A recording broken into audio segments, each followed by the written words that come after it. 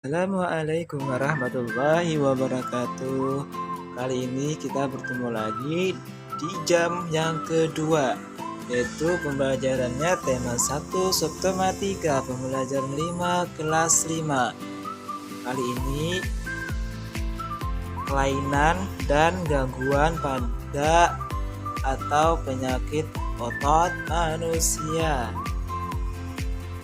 Nah, ini ada macam-macam kelainan, gangguan, atau penyakit otot manusia.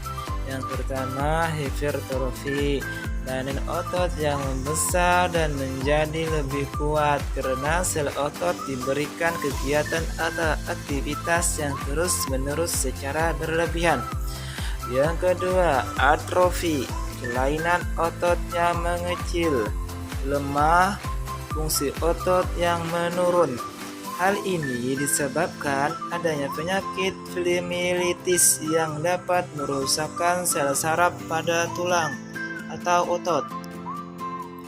Yang ketiga, stiff atau kaku leher, kelainan otot karena adanya peradangan otot trapezius leher akibat gerakan yang menghentak secara tiba-tiba atau salah gerak.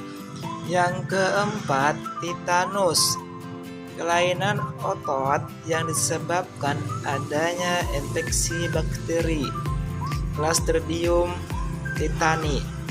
Titanus menyebabkan otot menjadi kejang-kejang. Ini adalah caranya untuk mencegah. Mencegah adalah lebih baik daripada mengobati. Dengan pengetahuan berbagai kelainan dan gangguan pada otot beserta penyebabnya, kita jadi bisa lebih berhati-hati dalam melakukan setiap gerakan dalam suatu kegiatan. Ini salah bantal. Apa itu salah bantal? Ketika bangun tidur, ada orang yang pernah mengeluh lehernya sakit dan tidak bisa digerakkan. Bisanya hanya menoleh ke sisi tertentu saja, ke kanan atau ke kiri. Keluhan tersebut kerap kali diistilahkan sebagai leher tenging atau nyeri leher. Menurut Dr. Milya Marianto, salah bantal adalah suatu penyakit yang sering terjadi pada saat bangun tidur, di mana leher terasa kaku dan tidak bisa digerakkan kanan dan ke kiri. Penyakit ini sebenarnya disebut dengan teratopolis. Tonging atau teratopolis adalah penyakit di mana posisi dagu tidak sejajar dengan tulang dada paling atas dan depan. Dagu hanya bisa miring ke kiri dan ke kanan. Penyebab tertulis adalah salah satu posisi tidur, bantal yang tinggi, yang terlalu tinggi, bantal yang kaku sehingga pundak menjadi pegal dan kaku, leher terkilir, bengkok dan leher terpapar angin dan dingin.